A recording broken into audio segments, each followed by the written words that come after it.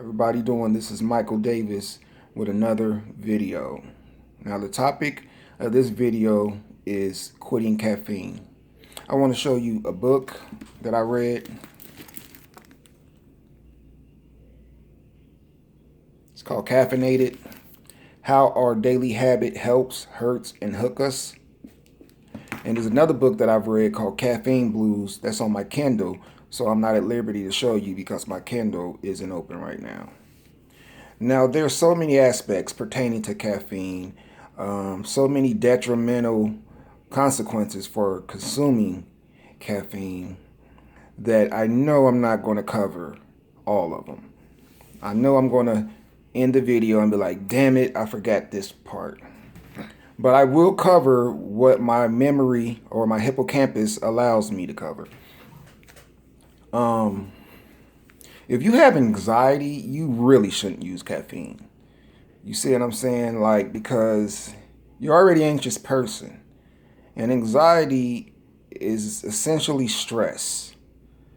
You know, if you're the type of person who worries a lot and have panic attacks, have a type A personality, you know, you live a stressful lifestyle, man, the worst thing you could do is consume caffeine. Okay, so I'm going to start with this.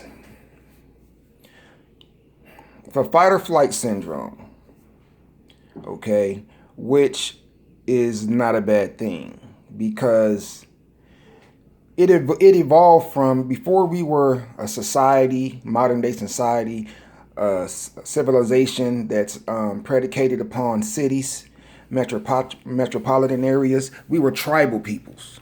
We were tribal peoples, and we lived in the savannah because we all come from Africa.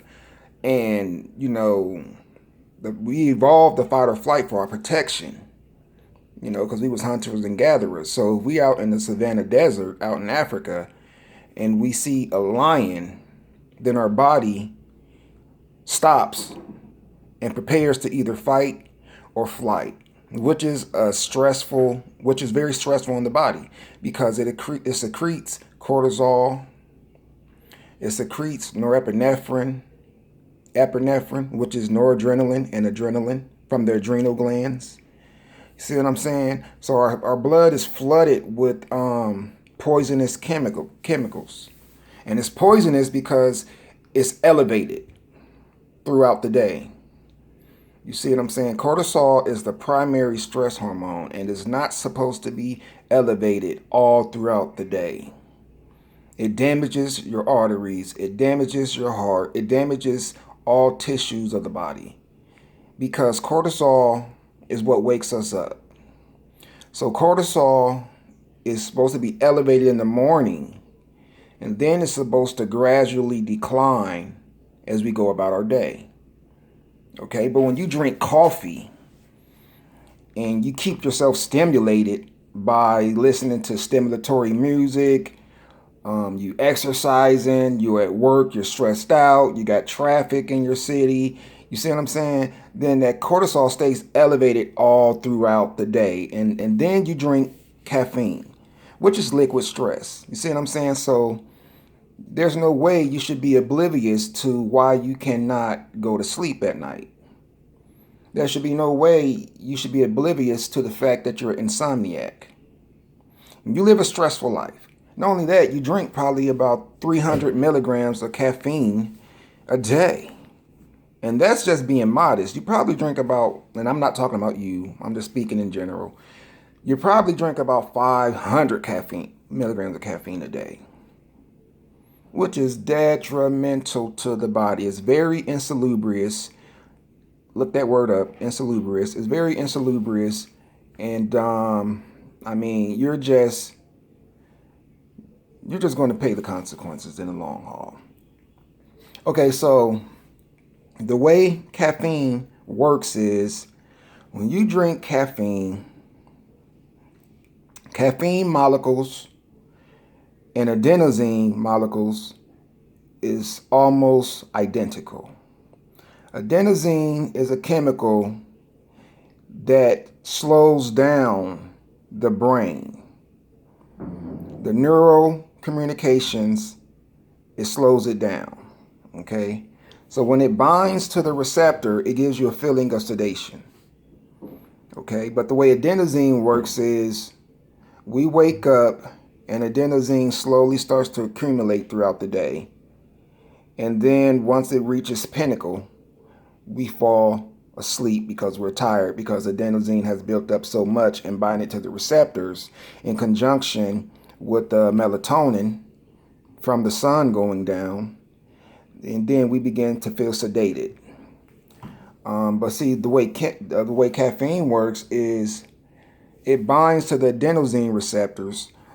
So adenosine cannot bind to its receptor, and it gives us energy, because as soon as we drink caffeine, the adrenal glands begins to secrete adrenaline. Cortisol begins to get secreted from the adrenal glands, and norepinephrine.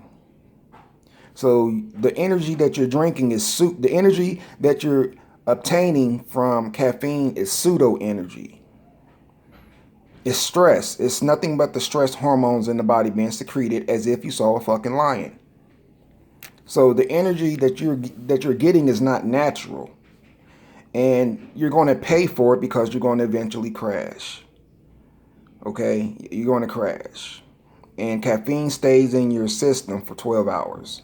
So if you drink a cup of coffee at 2 o'clock, then it's still going to be in your body at 11 o'clock and 12 o'clock at night. 1 in the morning, it's still going to be in your body. So you're not going to get any sleep. Okay? So we've already established that caffeine is liquid stress.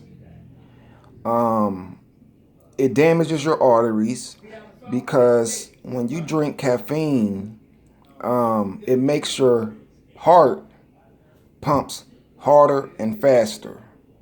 Okay?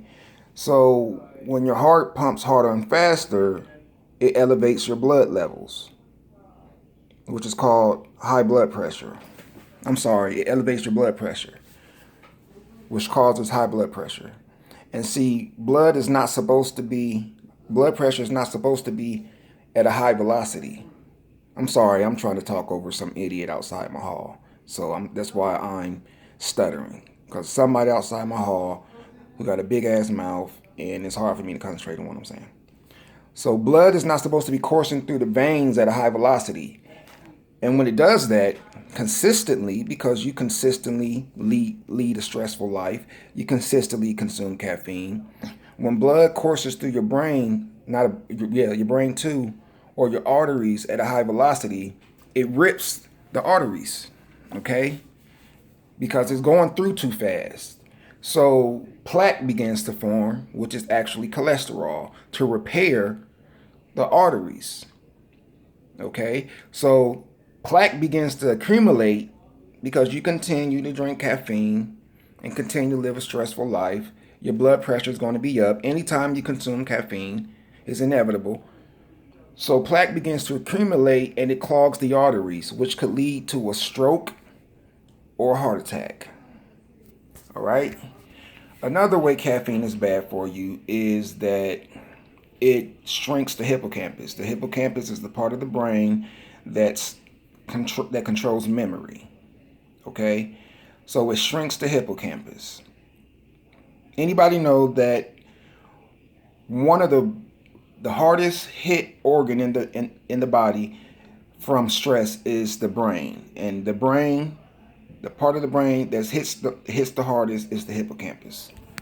Stress shrinks the hippocampus, and this is without caffeine.